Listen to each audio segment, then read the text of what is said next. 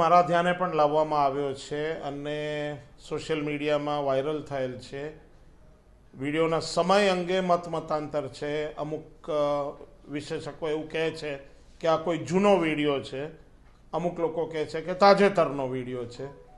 વિડીયોમાં જે કંઈ બી દેખાય છે એમાં એક અનઅધિકૃત વ્યક્તિ ગ્લાઉઝ પહેરીને નીડલ હોલ્ડર હાથમાં રાખીને કોઈ એક ઘાયલ દર્દીના ટાંકા લઈ રહેલો જણાય છે. અને આ જગ્યા કહેવા પ્રમાણે અમારા તાત્કાલિક સારવારનો જ કોઈ વિભાગ છે. બનાવ અંગે સંપૂર્ણ તપાસના આદેશો આપી દીધા છે. એ અનઅધિકૃત વ્યક્તિ હતો તો તેને ગ્લાઉઝ અને સાધનો કોણે પર્યાપ્ત માત્રામાં આપ્યા, એને ટાંકા લેતી વખતે નિહાળનાર લોકો કોણ હતા, તે દિવસે ડ્યુટી પર કોણ હતા, સમગ્ર બનાવની તપાસ થશે અને કસૂરવારને સજા થશે. ટાંકા લેવાઈ ગયા છે, જે રીતે ટાંકા લેવામાં આવી રહ્યા હતા એ દર્દી તરફથી અમને કોઈ ફરિયાદ મળી નથી. આ અનઅધિકૃત વ્યક્તિ દ્વારા એસએસજી હોસ્પિટલમાં સારવાર અપાઈ કે નાના પ્રોસિજરલ ટાંકા લેવામાં આવ્યા એ એક એક્સેપ્ટેબલ વસ્તુ નથી સંસ્થાના સુપ્રિન્ટેન્ડન્ટ તરીકે. એટલે જવાબદારો પર પગલાં લઈશું. આ એક શૈક્ષણિક સંસ્થા છે.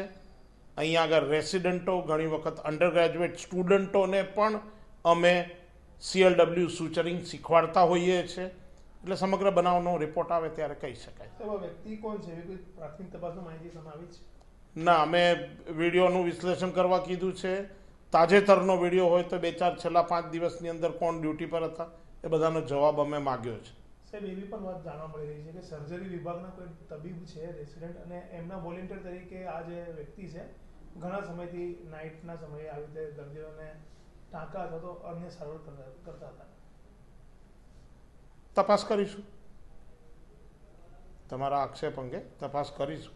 આટલી મોટી સરકારી હોસ્પિટલ કોઈ બહારનો વ્યક્તિ આવીને આવી સારવાર કરે અથવા તો બિન અનુભવી સારવાર કરે, કેટલો ગંભીર મુદ્દો છે આ. તો દર્દીઓ સાથે ચેડા થઈ જાય. જે કંઈ બી બનાવ છે એ બનાવ અંગે અમે ખુશ નથી અને એની અમે તપાસ કરીશું.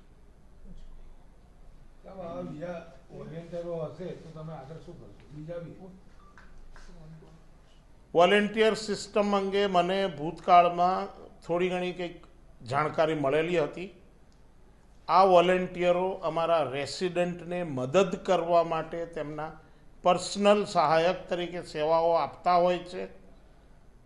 કદાચ રેસિડન્ટો એમને પોતાની મદદ માટે રાખ્યા હોય એ તો હું એમને રોકી ના શકું, પણ એ સહાયકો જ્યારે મારા દર્દીને આ પ્રકારની ઇન્વેઝિવ સેવા આપવાનું ચાલુ કરે જે બિલકુલ યથાયોગ્ય નથી.